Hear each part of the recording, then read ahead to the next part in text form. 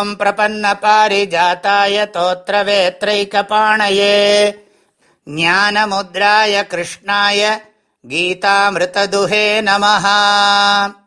சதுர்விதா பஜந்தே மாம் ஜனாः சுக்ருதினோऽர்ஜுன ortho ஜிக்ஞாசுரர்த்தார்த்தி ஞானீ ச பரதர்ஷப. Bhagavan Shri Krishna talked about some people who don't realize the truth of life. Though Bhagavan has given us intelligence and the opportunity to develop our knowledge, many do not believe in the power of right knowledge and spoil their own peace of mind and other people's peace of mind. We are seeing many such people in our daily experience. Noble elders have said that we can live a happy life on this earth. Without knowing this truth, some people trust the fantasies and pleasures of this worldly life to be the reality and misuse their lifetime without understanding the rarity of human life. We saw all these in the earlier 15th shloka. Inferior people don't use their intelligence properly, engage in wrongdoings, and out of ignorance keep doing more and more sins. They spoil their own peace of mind and other people's peace of mind. In saying that they are not aligned to Bhagavan, we understand that they are also not aligned to peace. Bhagavan is in the form of peace and happiness. When we say Bhagavan, we don't mean some separate being. We only mean peace and happiness. Many a time, it doesn't strike us because we don't have the right knowledge. Some people are not able to understand or comprehend that Bhagavan alone is in the form of peace and happiness. For their sake, other words are used by the scriptures to denote Bhagavan. In the shloka, Bhagavan says, Hey Arjuna, Sukrutinaha janaha mam bhajante. People who engage in good deeds worship me. Only because of some good deeds done here and there, we develop some devotion towards Bhagavan, who is the creator and protector of this universe. Chaturvidhaha janaha mam bhajante.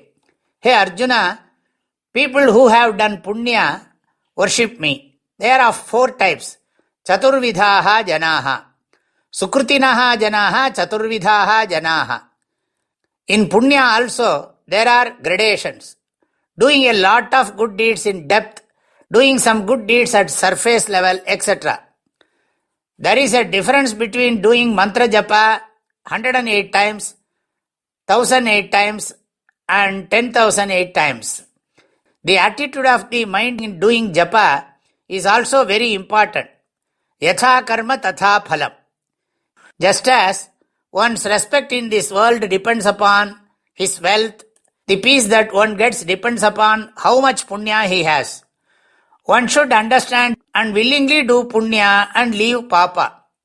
Now, who are the four types of devotees? Artaha, Artharthi, Jignasu, Jnani. Krishna addresses Arjuna as Bharata Rishabha, the leader of Bharata clan. He explains the terms used for the four types of devotees. Artaha, one who worships Bhagavan when in trouble. He has faith, but his faith strengthens and he worships Bhagavan only when he is in trouble and astrologers advise. At other times, he would be engaged in worldly affairs and would not think much of Bhagavan. Some people worship Bhagavan in fear of trouble. Bhagavan Shri Krishna tells Arjuna that four types of devotees who have done punya worship him. Sukrutinaha janaha chaturvidhaha janaha mam bhajante. The first of them is Artaha. Artaha means one who is in trouble or sorrow. He worships God when in sorrow or in trouble. The next one is Artharthi. Artharthi is one who is desirous of wealth and objects. He believes that Bhagavan would grant him all wants if he prays to him like praying to Tirupati Balaji, hoping that he will get a lot of wealth, all praise, good health, good position, that his business does well, etc. Many people pray to Bhagavan for material benefits. Artham means wealth. Arthi means desiring. He prays to Bhagavan, desirous of objects. He is not sorrowful, but he is discontent. He worships Bhagavan, desiring growth of his wealth and relationships. The third category of devotee is Jignasu. Jignasu is one who worships wanting to know the truth about Bhagavan. For Artha Bhakta, Bhagavan is a sadhanam, that is, a means to wipe out his sorrow. Out of all the means and measures of getting rid of his sorrow, he considers Bhagavan to be of primary importance. This is called sadhana bhakti. His sadhya or end is getting rid of his sorrow. For Artharthi Bhakta, Bhagavan is a sadhana, a means of getting wealth, position, etc. At least he understands and accepts Bhagavan as the power beyond him. He also gets what he wants through Bhagavan. Bhagavan never fails those who place faith in him. He will further elaborate on this in later chapters. In contrast, a Jignyasu's prayer is not removal of sorrow or assimilation of wealth. He prays, O Bhagavan, I wish to understand your true nature. I want to know the relationship between us.